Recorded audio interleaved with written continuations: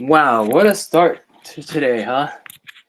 Well, it's been a busy day for me today, and I will admit that this start time was not supposed to go according to plan. Well, let me start by saying, what's going on, everybody? It is DylanLasagna here. Welcome to DylanLasagna Live, episode number 9, where we'll be talking about AEW Fyter Fest, my reactions to the show, and we'll also be talking about a little bit about Monday Night Raw. Plus, I will be taking all of your topics in the live chat if you are watching this live. But if you're watching this in the comments, you'll be seeing that I will be taking, topics from the live chat. So simply how that will go is that you simply, it's simple. You just put in the topic that you want me to talk about and type it into the live chat. Whether or not I know about that topic, I will do my best shot to talk about it. So this should be interesting. But first, I just want to say that the reason why I'm starting the show like 3 hours earlier than usual is because a bunch of things actually. And let me address the abnormal day. So Thursday obviously is 4th of July, and I already addressed this on my community post that I'm busy on that day. I will be with my family celebrating the holiday.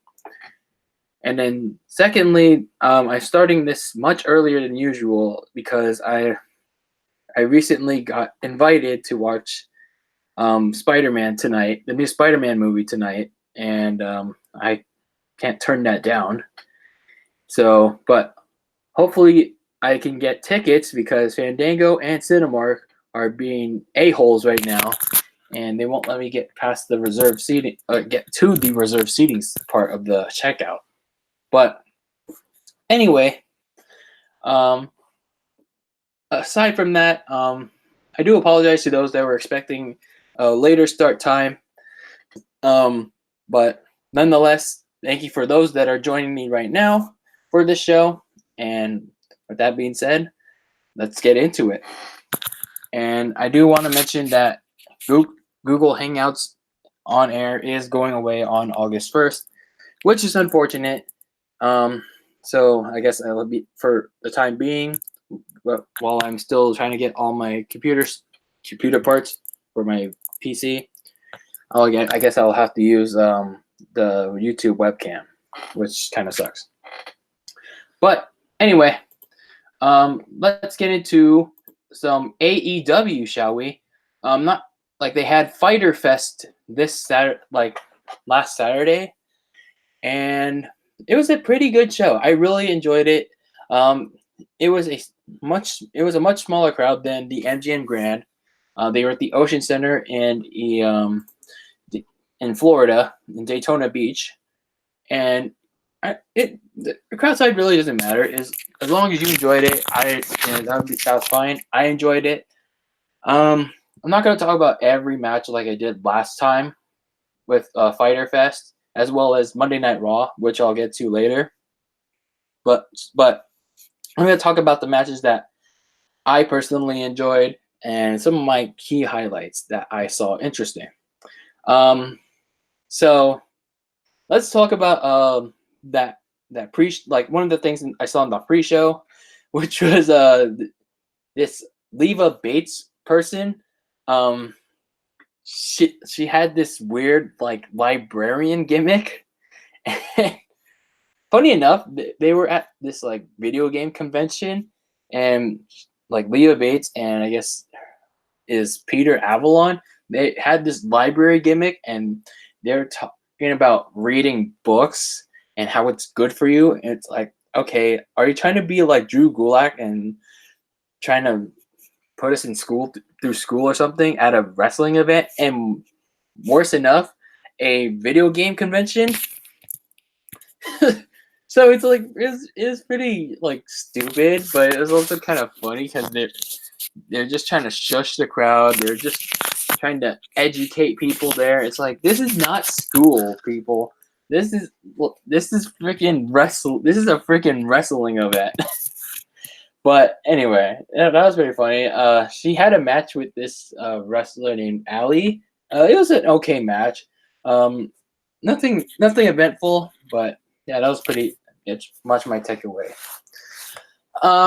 So I guess I would talk about my biggest highlight of the night, which was Cody Rhodes going up against Darby Allin, and what was a pretty good match for the most part. They fought to a 20. They had a 20-minute time limit. Like going into the end of the match, it's like Cody Rhodes was getting desperate. He was aware of the time limit. He tried to go for Crossroads, but Darby reversed it, and he's trying to hit his finisher. I forgot what it's called because I don't know who Darby. I didn't know who Darby Allin was until he faced Cody, and then Cody hit the Crossroads, but he didn't get the 3 count in time. He was like, the ref was counting 1, 2, and then when she was about to get the ref was about to get the 3 count, the time ran out. So that was like really good use of the time limit, and kudos to Justin Roberts, who kept the crowd aware of the time limit. So that was pretty cool. But the thing I want to talk about in this in my reaction was the what happened afterwards with Ty Dillinger, or sorry, Sean Spears is what he's going by now. So Sean Spears showed up. Cody Rhodes was just trying to figure out, come on, give us 5 more minutes of overtime. Give us overtime. But I guess no one wanted to give it to him. Or wait, but he was the executive.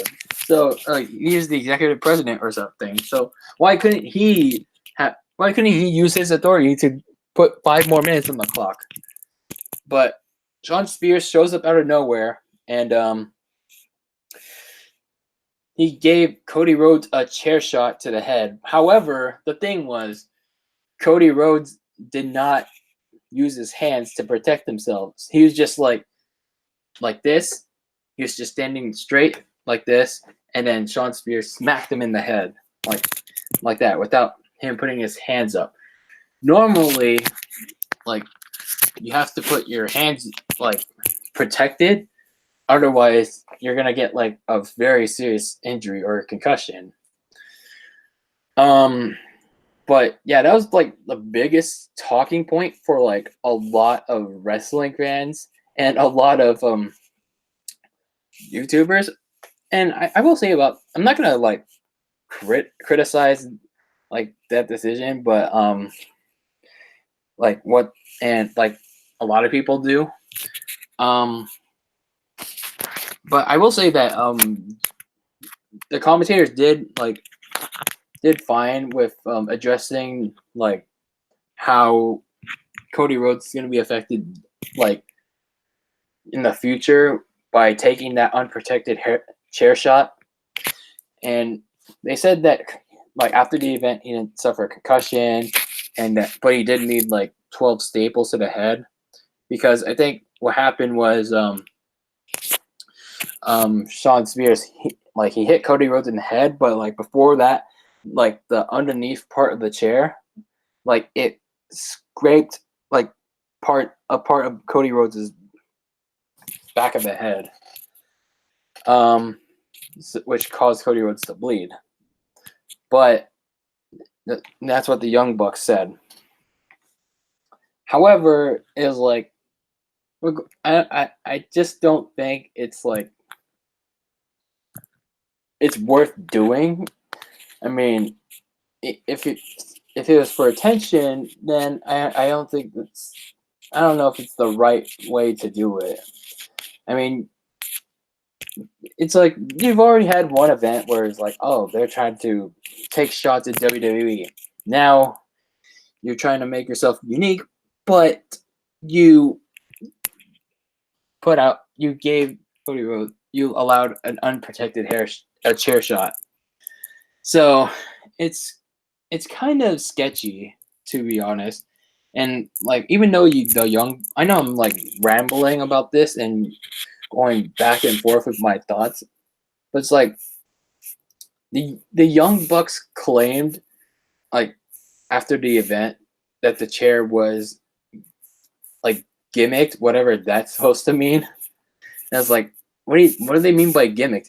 Was it like given like oil? Was it given like some special like feathers? So the chair was like meant to have like some special effects on it, because it didn't really look like that much different from a unprotected chair shot from back in the Attitude Era. But nonetheless, it's like it's really risky to do those kinds of things in this modern time. But I kind of wish they did it a little better. It's like they didn't need to go this route, if like, especially if Shawn Spears versus Cody Rhodes is something they're gonna do like in the future. Like, they didn't need to do an unprotected chair shot to the head, but it is what it is. I'm just glad Cody Rhodes is fine. I just hope the like concussion symptom or head trauma like doesn't affect him long term. So hopefully he'll be okay. Then we had my other favorite match, Jon Moxley versus Joey Janela in an unsanctioned match in the main event. This was a really fun match. I loved it. Like, I loved it more than Cody Rhodes versus Darby Allin, and even the Elite, Kenny Omega and the Young Bucks going up against the Lucha Brothers and the Laredo Kid. So I really liked this match. It completely erased Dean Ambrose from existence. Like, it literally did, because like this is what Dean Ambrose should have been in WWE, but Jon Moxley completely erased it in one match. In one match, it's like, it's like even Alex Marvez, I think that was the commentator, or Excalibur, like, pointed out, like, you thought you were gonna see a PG version of Jon Moxley. It was like, I love how they pointed that out. That was like my line of the night, because it's so true. They completely erased Dean Ambrose from the real life Jon Moxley. It's like Jon Moxley was doing all these spots on Joey Janela. He was putting him through a barbed wire table, like this barbed wire table, hitting him. They were hitting each other with a barbed wire chair. They had these insane table spots, and Joey Janela had a crazy high-flying elbow drop from the top of a ladder through a table at ringside. And it was pretty cool. It was really fun just to watch this match. And to top it all off, Dean Ambrose gave I forgot what his finisher was called now. It's not called Dirty Deeds anymore, but it's like his finisher is now like an elevate. It's like Edge's executioner or whatever it's called. I forgot what it's like Edge's DDT, but it's like an elevated DDT, but it's not called Dirty Deeds anymore. But it was a really fun match, and I really enjoyed it. And afterwards, Kenny Omega got his revenge on Moxley by attacking him after the match. He did a diving foot stomp or a swanton bomb onto Ambrose while he was buried under the table. Then he continued to attack him by hitting him with the guitar, and then he hit him with a trash can, and that was pretty much it. And so that was a fun way to end the show. But overall, I know I didn't talk about every match because there's just so many wrestlers I didn't know. But other than that, I really enjoyed Fyter Fest. And like I said about that unprotected chair shot, I just didn't think that was the way to go with like scripting that. So it shouldn't have been done in the first place, especially with the fact that with all this controversy with concussions. So it shouldn't have been done. Anyway, moving on to Monday Night Raw. And come on, y'all. I want to see all your topic requests. Nobody's putting them in. But anyway, moving on to Monday Night Raw.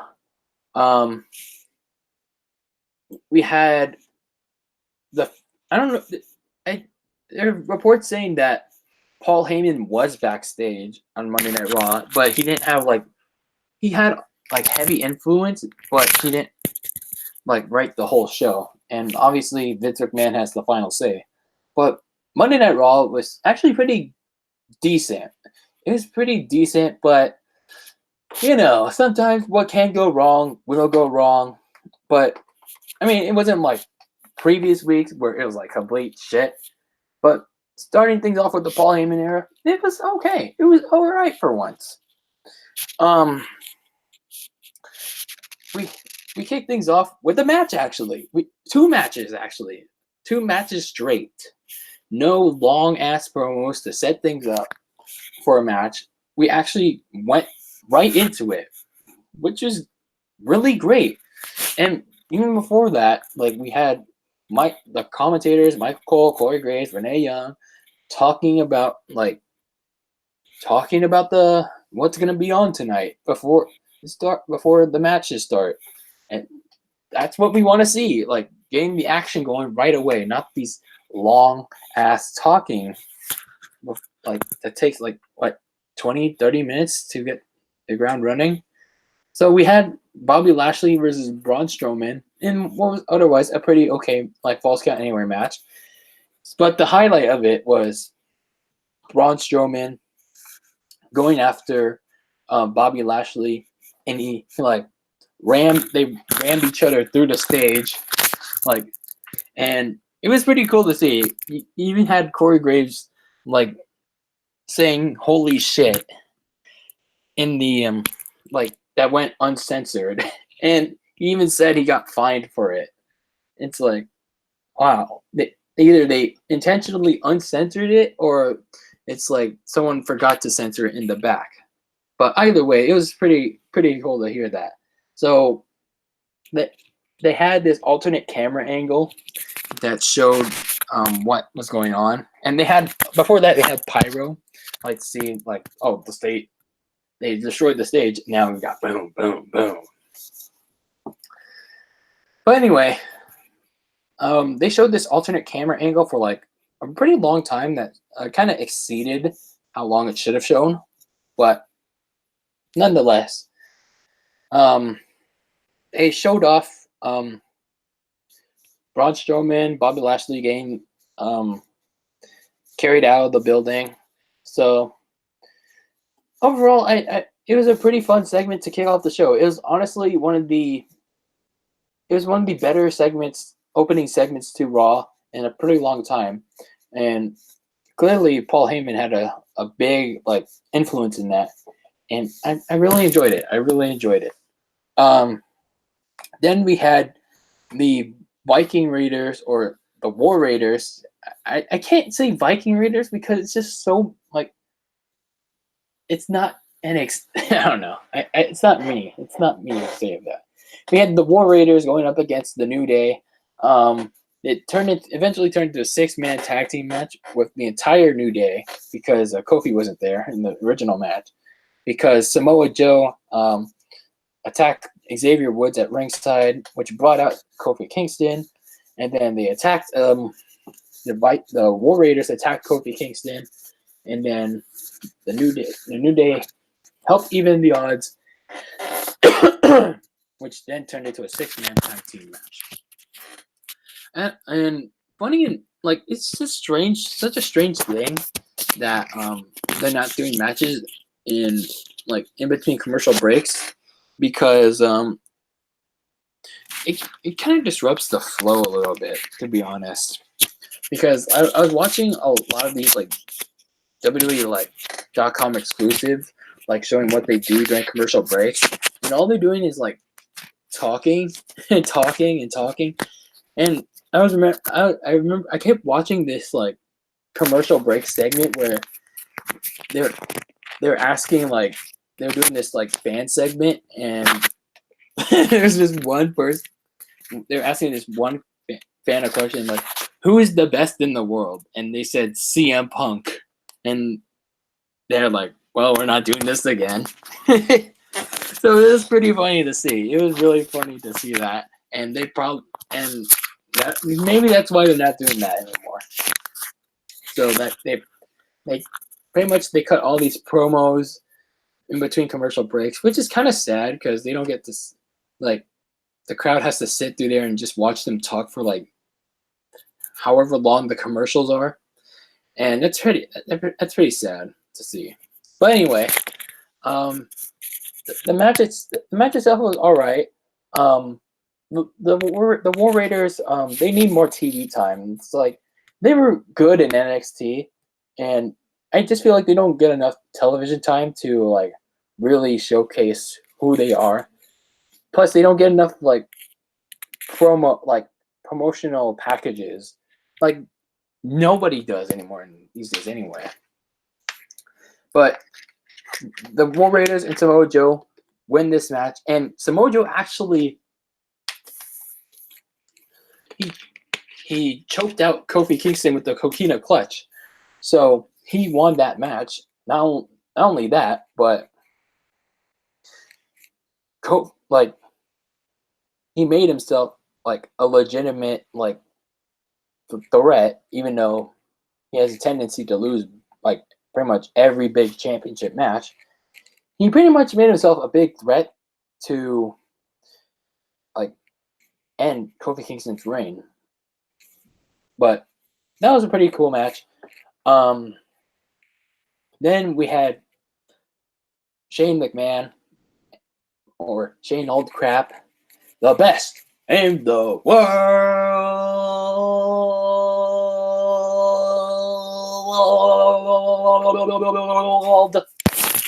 and Drew McIntyre in the ring talking about The Undertaker and Roman Reigns, which brought out The Undertaker, and he did his usual Undertaker spiel, how they'll rest in peace, and he also talked about how Roman Reigns didn't need his help, or was it the other way around? I forgot.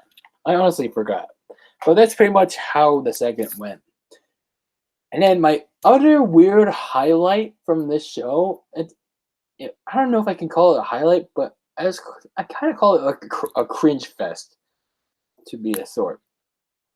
So there's this segment with Seth Rollins and Becky Lynch, and then they're having this interview about how they're gonna beat up Lacey Evans and Baron Corbin and Extreme Rules, which now, by the way, is an Extreme Rules match. Thank God.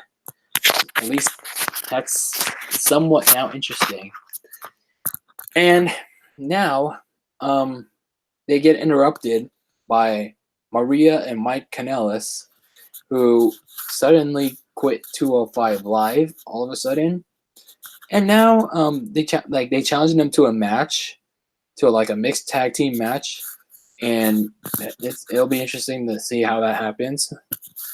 And then it's like during that match, it's because it's under mixed tag team rules. It's like Seth Rollins and Mike Kanellis go at it, but then Seth tags in Becky, and it's like how mixed tag team rules are supposed to go. Becky's supposed to go in, and then Maria's supposed to go in, but Maria doesn't want to get her ass kicked, and Maria grabs the mic and is like, no, don't beat me up. And then she actually spills out loud that she's pregnant. And fun fact, that she's really pregnant. No joke, in real life. She is actually pregnant. And I'm like, wow. Okay, now this is starting to make sense. Like last night when I was watching it, I was like, why is she saying this? But now it's like, Oh, now I get it. And then, okay, all right. I'm gonna let it slide for a little bit. So, see, so she says she's pregnant. Becky leaves her alone. Her and Seth are just standing in the corner, like letting it all play out. And then Maria's just going on this tirade about how she got pregnant, but she doesn't say it's with Mike, who's like baffled that she didn't tell him. And Maria tells him that you're not man enough to make me pregnant. Like, dang. Which leads to further embarrassment on Mike Kanellis because Becky Lynch taps him out with the disarmer. It's like, wow, this guy really sucks. And Seth and Becky leave, all happy together. Then Maria goes on to say, maybe I should have Becky impregnate me. Like, oh, this is something that Paul Heyman would have wrote. And then she's pretty much like all she's trying to say is that she's trying to make Mike Kanellis her bitch.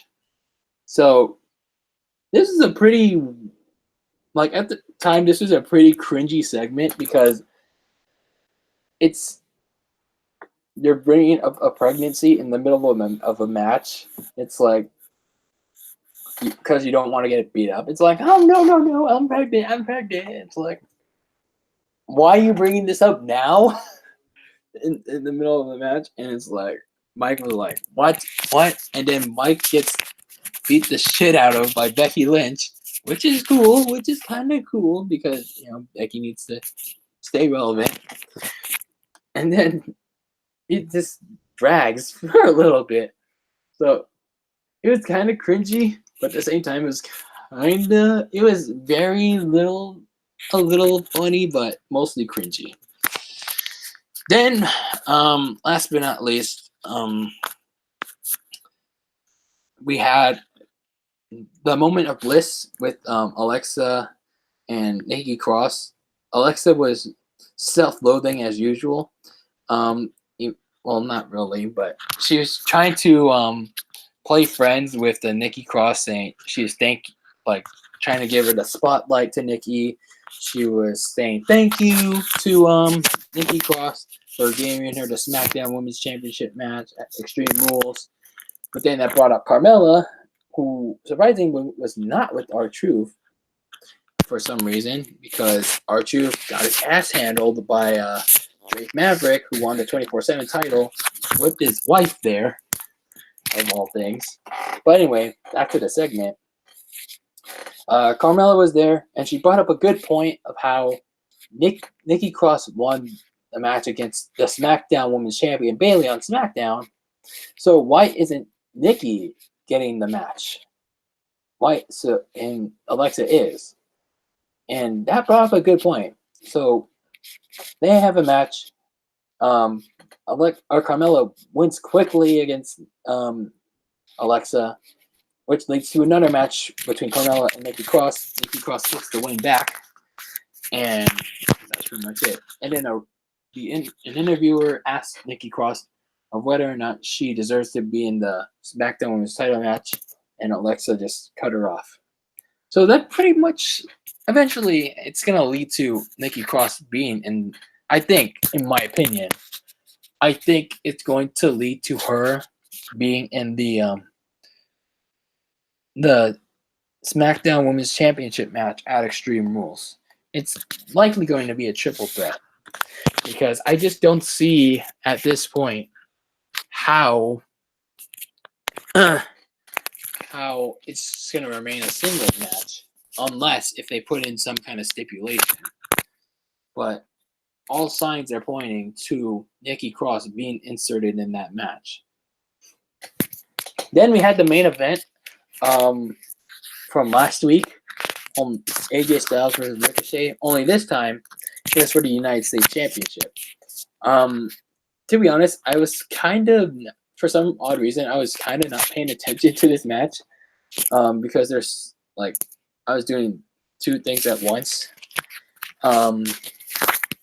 We had then I didn't see a lot of the match, but then I was like at least the first half. I saw that AJ Styles won, like with the phenomenal foreskin, and then he actually got a 3 on Ricochet, but the ref didn't see that Ricochet's foot was on the rope, or like under the rope, which would have resulted in a break. So AJ Styles, we all thought he won the United States Championship, but then a second referee came out. He tried to explain that we need to go to replay and see that you need to overturn this. So during the commercial break, they overturned it.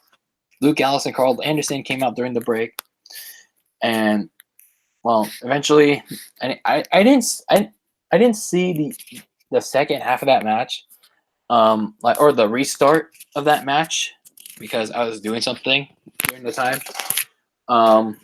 So Ricochet retained the title, but then he got attacked by AJ Styles because AJ turned heel, and because he got egged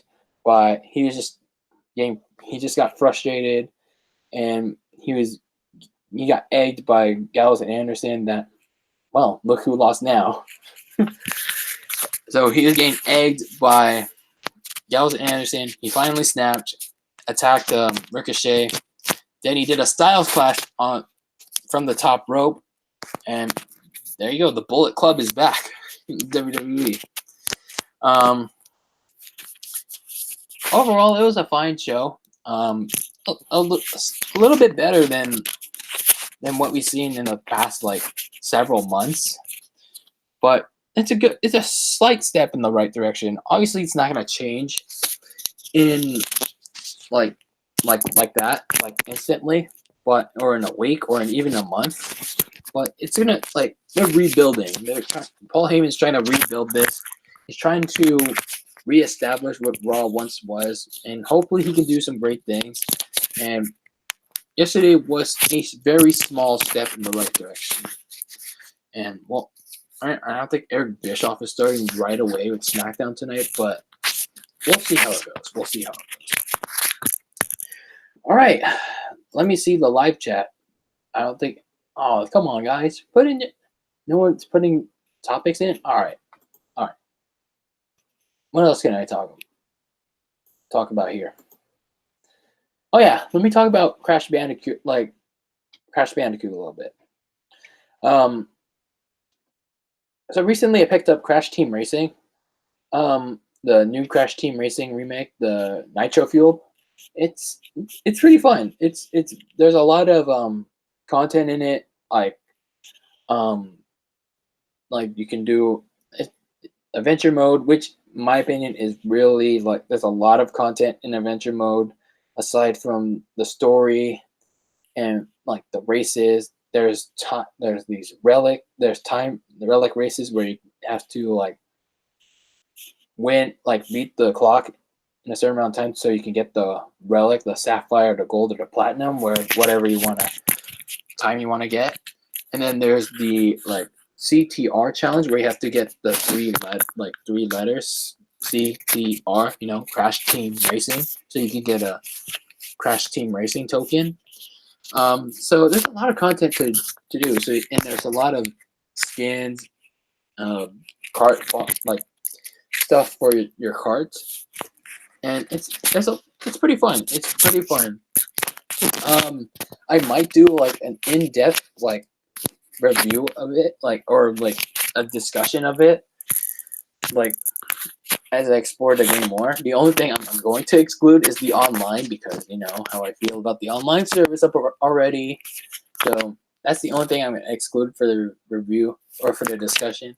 I'll probably put something in the discussion, if I do a discussion about Crash Team Racing Nitro-Fueled, is about online, is let's talk about online. And then it just cuts it to the next thing, like I did with the Smash Bros. But yeah, I enjoy Crash Team Racing. I know there's like I know it's like real. It's really hard to learn at first, especially when going from Mario Kart to something like Crash Team Racing. It's like especially hard when it's like you have to learn how to power slide. Like it's like power sliding, pretty much like Crash Team Racing's version of drifting in Mario Kart. You have to learn how to master power sliding like at the right time. You just can't power slide like you just can't spam power sliding, even though as much as I want to. But not only that, it's also pretty difficult even at the normal setting. That's kind of like my biggest like disappointment about this game. It's sometimes like even at the normal difficulty, it can't differentiate whether it's trying to be like at the middle difficulty or at the hardest difficulty. Because there are 3 difficulties in that game. There's easy, normal, and hard. Obviously, I started in the middle at normal. But as I was playing through adventure mode, I started to notice there's a lot of like this what a lot of YouTubers, a lot of like reviewers like IGN, Games Radar are calling this rubber banding. It's like all like the racers behind you are trying like they suddenly catch up, like like even though you're in first, like they just suddenly catch up. And I've had a lot of instances of that, especially in boss races where I had a sizable lead, but all of a sudden they just started catching up like very fast, and then they like on a couple of instances they beat me by rubber banding like themselves to the finish. I was like, dude, what the heck? I was way ahead, and all of a sudden you just beat me.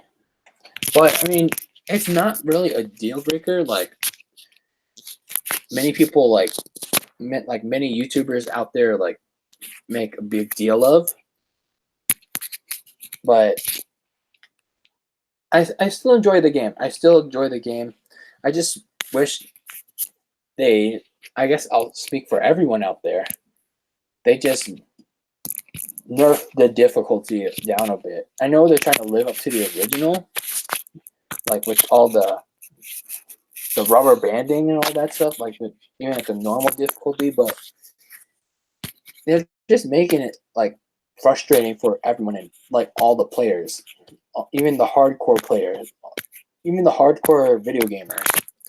So maybe in a patch, like in the future, they can fix that. And my other big like letdown is the loading times. It's a lot longer. Like I can agree with everyone that I've seen review the game. It's pretty ridiculous to see. I can only shorten it as much as I can by just spamming the A button or just spamming as many buttons as I can to shorten it, which is pretty disappointing. Like it shouldn't be taking this long to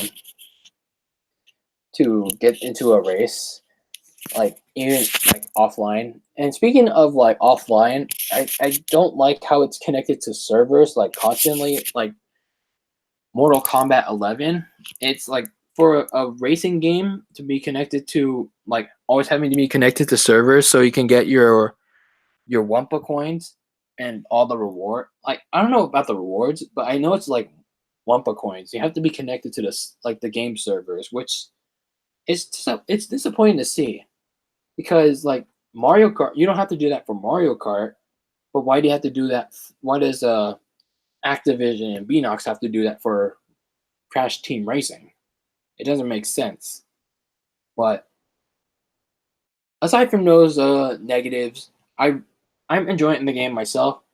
I'm having a lot of fun with the adventure mode, and I've yet to explore like the other game modes, like the time trial mode that I have to do to get Dr. N trophy, and as well as the battle mode in the game.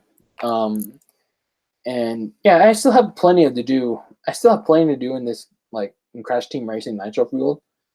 So I don't think I'm gonna discuss like that game in depth for a little while. But overall, I am enjoying the game, and I'm having a lot of fun with it. Um, so no one is requesting topics, huh? Um, I guess I'll just talk about one thing that someone requested. Like, there was someone that requested a topic. It was just a random one that someone did, like when I announced this week's show, and we'll just get to it because I guess it's because I'll admit that I will admit that I did ill-advisedly move the start time to 1:30 instead of 4:30, so I guess that threw a lot of people off. So I guess we'll close it out by getting in a viewer topic from Baby Boy Need Love. Um, and he talked about I I don't know, maybe why skunks need more love in their lives from us humans. I responded to this in the community in that community post where I talked about requesting topics, but I don't know. I'll say it here again. So skunks, I had a lot of experience with skunks because they always spray my dogs, and they really they'll obviously they smell, and it's not fun to be sprayed by skunks because you're gonna smell for a long time. You have to do all this procedures to clean yourself up, and all I can say is that skunks need to control using their need to control themselves. They need to control their farts. They need to control like their tail. They need to control their whatever it is to stop themselves from using that bad stinky spray. Their bad stinky booty. But yeah, I guess that's pretty much my stance on skunks. On skunks. So if skunks want my love, they have to control their booty. They have to stop them. They have to restrain themselves from lifting their tail, going ham, and spraying people and other animals, and making them stink for like an eternity. But yeah, that's pretty much how I feel about skunks. One thing I do want to say though, before I close this out, is I want to talk about Super Mario Maker like a little bit because I was deciding on whether or not I did that poll on whether or not like how I did a poll to get I did a poll on my channel a couple days ago where I asked, you only have money for one game, and which one would you buy right now? And I told every person out there that you can't say both. A lot of people voted, obviously, Super Mario Maker because it just came out, and the other option was Crash Team Racing. That was actually like behind the scenes a poll to help me influence which game I should buy for like because I was kind of on the fence on which one I should buy, which was either Super Mario Maker or Crash Team Racing. I obviously chose Crash Team Racing in the end, and let me tell you why. Even though I like Super Mario Maker, and it looks pretty fun for a Mario game, and I want to try creating stages, but the one thing holding it back is, like I said in another community post, Nintendo Switch Online unfair. It still sucks. It still like lags completely. It's not on the person's it's 50-50 on the person's internet, but it's also on Nintendo having always relying on peer-to-peer when there should actually be dedicated servers. But there should always be excuse me. It's like a big problem, like when it's especially a big problem when Nintendo Switch Online is this bad. Like I know like a lot of people don't have the same views as I do, but in my opinion, Nintendo Switch Online where it is now, with the laggy internet connection in Mario Maker 2, or the laggy servers in Mario Maker 2 and Smash Bros. And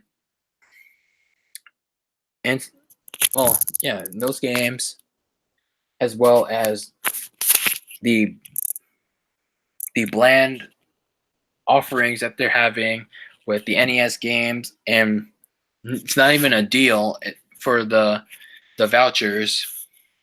It's even worse when you're offering Super Mario Maker bundled with the Nintendo Switch Online service for a whole year.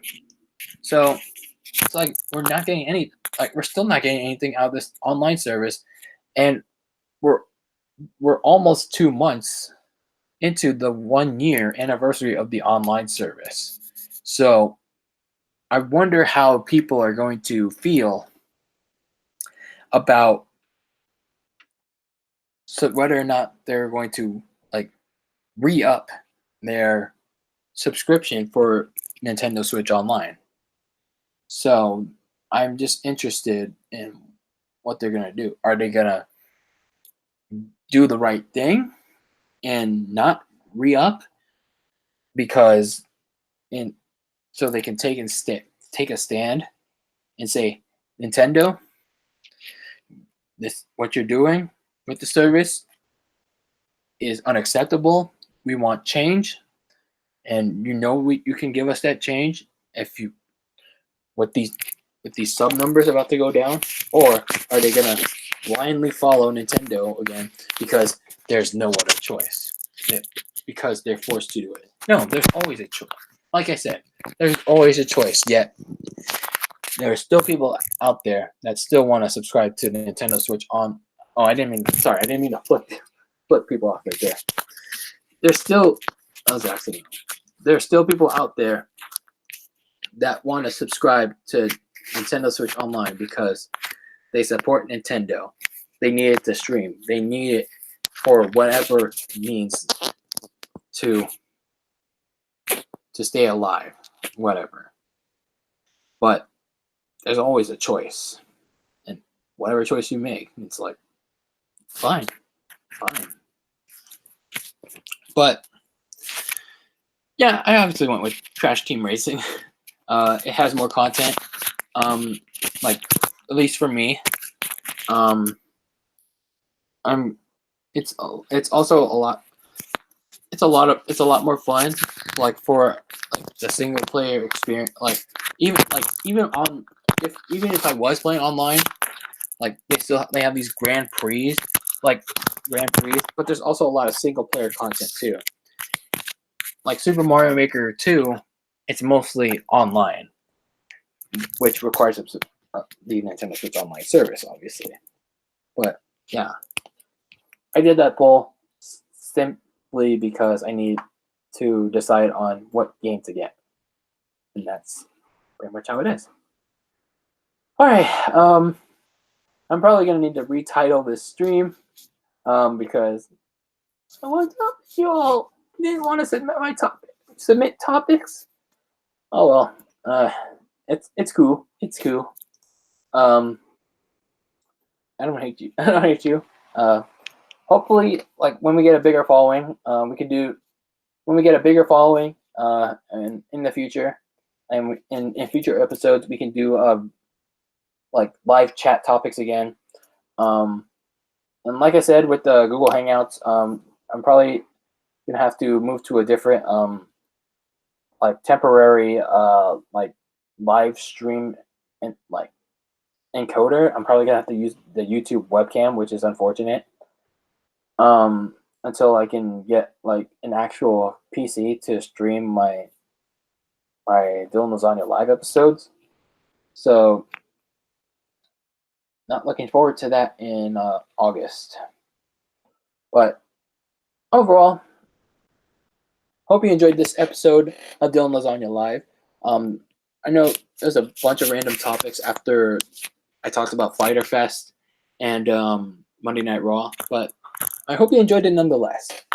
Again, I do apologize for the much earlier start time than usual, but I hope you all understand that there was a lot of like backstage plans that